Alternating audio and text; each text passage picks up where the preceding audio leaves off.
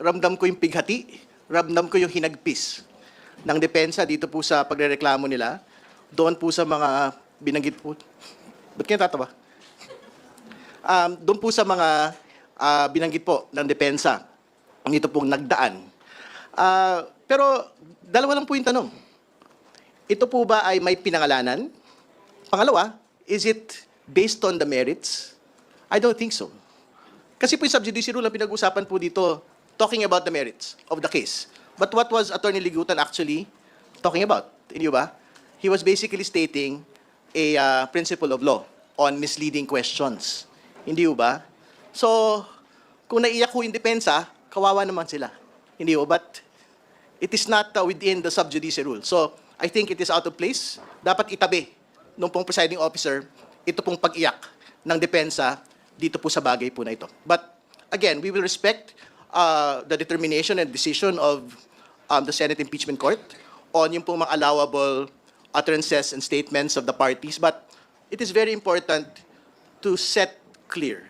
Mahalaga po sa publiko na maunawaan po yung aktual na detalye nung pong araw-araw, oras-oras, linggo-linggo po na itinatakbo po ng paglilitis pong ito. Wala po sa loob ng paglilitis mismo yung nagbibigay po ng paglilinaw doon po sa bakit mahalaga sa tao yung pong paglilitis, bakit mahalaga yung piraso ng ebidensya doon ho sa ordinaryong Pilipino. Yung nagbibigay po ng konteksto nito ay yung po nagsasalita whether prosecutor defense sa labas po ng paglilitis. So, very important po na ma-strike po yung balance dito po sa bagay po na ito.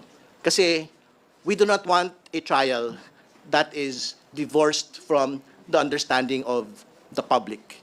Very important po na masapul po ng mga kababayan po natin bakit mahalaga yung po usapin ng pananagutan, bakit mahalaga na pag-usapan yung bawat piraso ng ebidensya.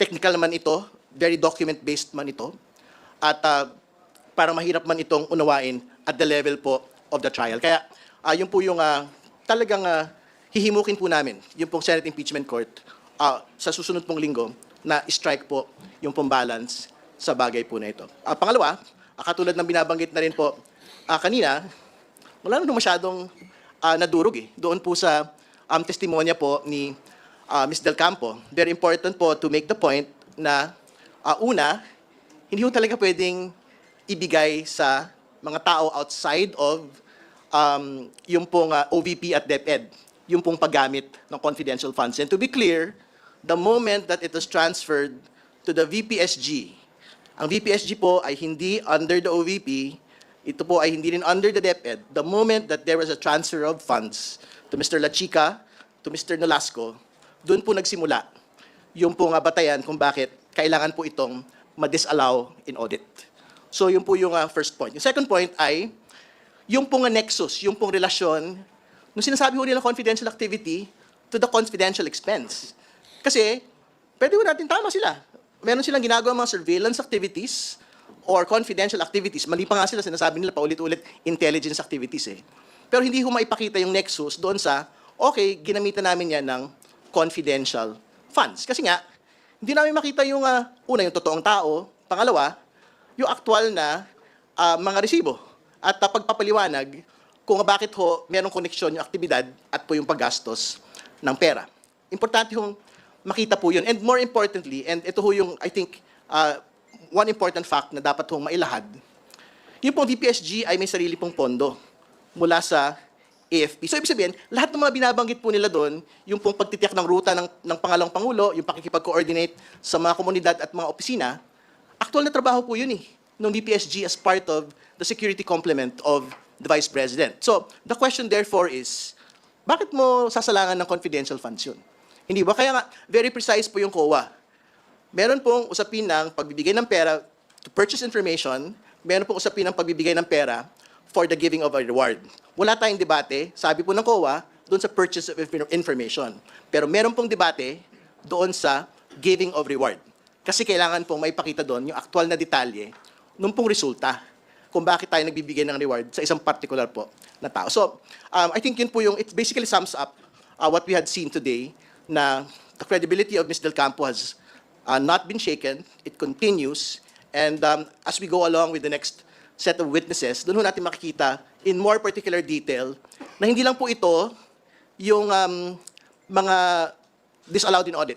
Pag pinag-usapan na ho natin yung NBI report on the similarity of signatures at yung sinasabi nila na ilang tao, ilang grupo lang po, yung pong punirma doon sa mga acknowledgement receipts, that is when we will see that it is not just those that were disallowed in audit, but the entirety of the pie of confidential funds for OVP and the DepEd. Okay, we're opening for questions. All right, Anne, go ahead.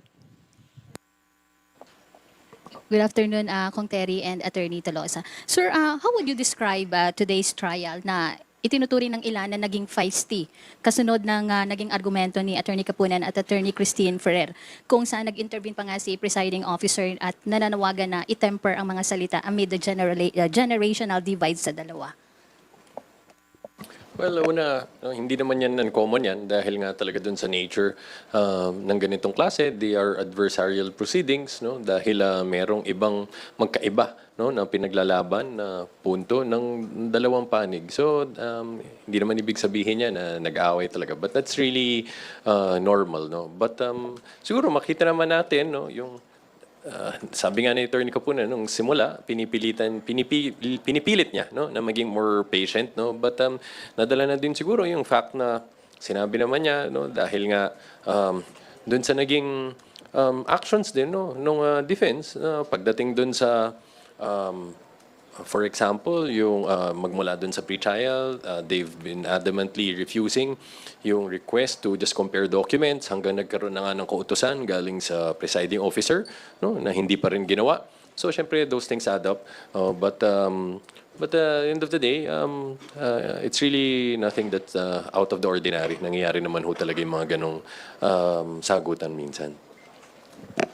Siguro, bago sa follow-up, no, gusto ko lang linawin yung, siyempre, they were complaining really about yung pong exchange, particularly doon sa sagot po ni Attorney Ferrer na relating to misleading questions, hindi ba?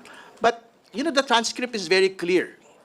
Hindi lang naman ho kami inside the trial, yung pong nakapanood po nun. Everyone else here, and the public itself, was able to see it, hindi ba? And the transcript is very clear. Never mind if you're on cross. There are limits to cross-examination. Misleading questions are not allowed on cross. That was Attorney Kapunan. And what did Attorney Ferrer say? They are allowed. So, ibig ko po sabihin, wala akong pwedeng sisihin yung pong depensa dito, except yung mga sarili po nila, mga kaibigan.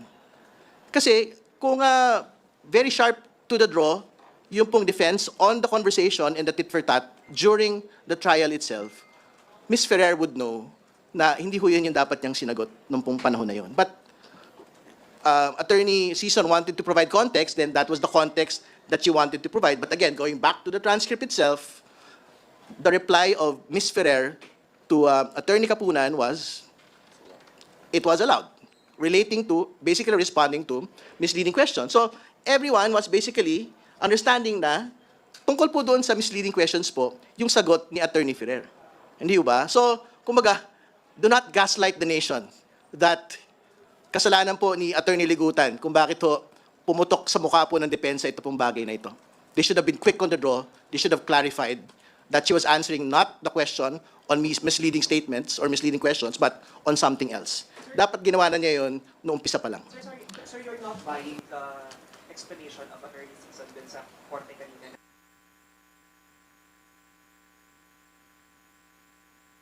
No, it was the job of Attorney Ferrer to basically clarify what she was actually replying to. Hindi ba? Pwede naman niya sinabi yun eh. Di ba? Ano naman ho siya? Sabi niyo nga, feisty ho yung exchange. No? I think she can hold up to Attorney Kapunan. Hindi ba? But she did not make that clarification there and then. Why did she actually have to wait for Attorney Season to provide the context for the record? Hindi ba? When the exchange was very clear. Hindi po ba? All right, any follow-up? Last po. Sir, reaction lang po sa naging pahayag ni dating Chief Presidential Counsel Attorney Panelo. Sinabi niya na dapat magpahinga na po si Attorney Kapunan following the argument kanina po. Magpahinga na po si Attorney Kapunan. Ano po yung reaction niya? Actually, si Attorney Panelo yung dapat magpahinga. Hindi ko alam ba't siya nandito araw-araw. More importantly, di ba siya yung nagsabi, I mean, in the first few weeks of the trial, hindi ba parang he was basically questioning the trial itself. Hindi ba? So why would you actually listen to him today? Na dapat magpahinga si Attorney Kapunan. Hindi ba? Ang dapat magpahinga si Attorney Panelo. Hindi ba? All right, thanks. Let's recognize now Marian. Hello. Good afternoon po. Sir, gano'n po kabigat, kaseryoso yung lumabas po kanina doon sa pagtatanong po ng Senator Judges na posible or pinag-aaralan na po ng COA na magsagawa ng fraud audit dito nga sa confidential funds, kung paano ginasta itong confidential funds si VP Sara, lalo na kung titingnan na rin dito yung may criminal intent. Sir, gano'n kabigat, kaseryoso ito? Well, ayaw nating pangunahan no, kung ano magiging action ng COA dyan. Tulad nung nangyari before na development with respect to grave threats, no, na sabi nga natin, kahit nasampa na no, yung kaso na grave threats sa piskalya, separate proceedings yan ang tinutuntun dyan, yung criminal liability. At iba naman dyan, dito sa impeachment proceedings, nang tinitingnan yung fitness to remain in office. No? Pareho din naman yan dyan, dun sa COA, no possible conduct of a fraud audit. But ang mahalaga ay these two matters could proceed independently of each other. No? So, hindi naman nakadepende lang no, kung anong magiging hakbang na gagawin ng COA, no, kung ano din yung magiging takbo ng pagdinig dito, kung anong ebidensya na nailatag na namin at tuloy pa rin namin ilalatag. Sir, how about yung posible po na ma-disallow yung kabuang 612.5 million pesos na confidential funds? Base nga po doon sa pagtatanong ni na Senator Judge Gatchalian, dahil nga raw po doon sa nalaman na ganun yung ginawa, doon sa DepEd, yung confi funds binigay ng SDOs na hindi naman dapat kasi sila yung may mandate doon. Yeah, I think that's relevant and maganda din na natanong yon para magkaroon ng kaliwanagan. No, bakit iba yung naging treatment dun sa DepEd, use of confidential funds, pati dun sa OVP. No? Maganda yung tanong kanina na sabi nga, kung pareho pala yan, no, na umamin yung mga kanikanyang mga special disbursement officers nila na inutusan sila ng vice presidente na ibigay itong pera nito to third persons, no? Dun kanila Colonel Chica Nolasco. Bakit yung dun sa OVP lang, yun lang ang kabuuan ng buong pondo for confidential funds na disallowed, pinayagan sa DepEd. No? At ang naging sagot ni Zailin kanina ay dahil nung binigay ang pag-amin na yan, na-issue na yung credit notice sa Department of Education. Hindi pa nangyayari yun dun sa OVP, kaya nahabol pa yan. With respect to the 3 quarters of 2023, no? So, but sabi nga niya, dahil sa ganyang klaseng development, tinitignan din nila, pinag-aaralan nila kung tama bang i-reopen ito. No, pati ibig sabihin pati yung dun sa DepEd. Gaano po kalakas, kumbaga, para po sa inyo sa prosecution na puntos, kumbaga, itong mga lumabas ngayong araw? Well, again, we'll leave that determination to the impeachment court. But ang mahalaga sa amin is napaliwanag ng testigo kung ano ang significance niya. No? I'll again redirect us to the statement of the witness about this.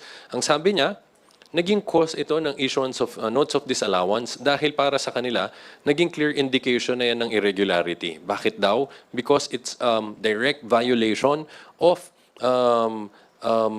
the prohibition, no, under the joint circular, which is that the SDO cannot transfer this funds to another person. At pinaliwanag niya na mabuti yan. Sinasabi nga niya, bakit yun mahalaga?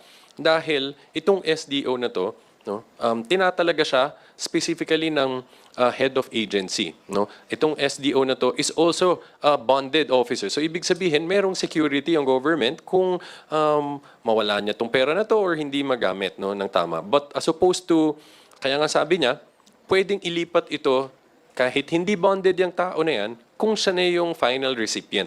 Pero, so dapat, sabi nga niya, diretso niya itong ibinibigay from the SDO to final recipient, pero hindi pwedeng dumaan yan sa intermediary. So, para sa amin, naging maliwanag yung sa kanyang mga sagot patungkol sa issue na yan. Pero bago matapos, no, ngayong araw po na ito, sinasara po yung Commission on Audit witnesses, no? I have to see kung meron pa hong madadagdag ng mga witnesses. Pero everything relating to the notices of disallowance, yung pong detalye kung bakit po tayo umabot dito po sa pagpapasoli ng pong pera mula sa Commission on Audit, sinasara po yun ngayon. Ano? At nakita ho natin kay Mr. Wamil at kay Ms. Del Campo, pareho naman yung kwento nila eh. Hindi ho nagbago, malinaw ho yung batayan bakit ho disallowed in audit. Ito pong mga pagbabayad noong pong rewards para sa pagkain, para po doon sa other various supplies. No? At iba pa hong mga dahilan. So, nakita ho natin yung kabuuan po ng mga detalye. And nakita ho natin yung detalye din mismo ng mga acknowledgement receipts na pinagbatayan, katulad ni Mary Grace Piatos, noong pong pag-disallow in audit, pagpapasoli ng pera sa pangalang Pangulo at kanya pong mga opisyal.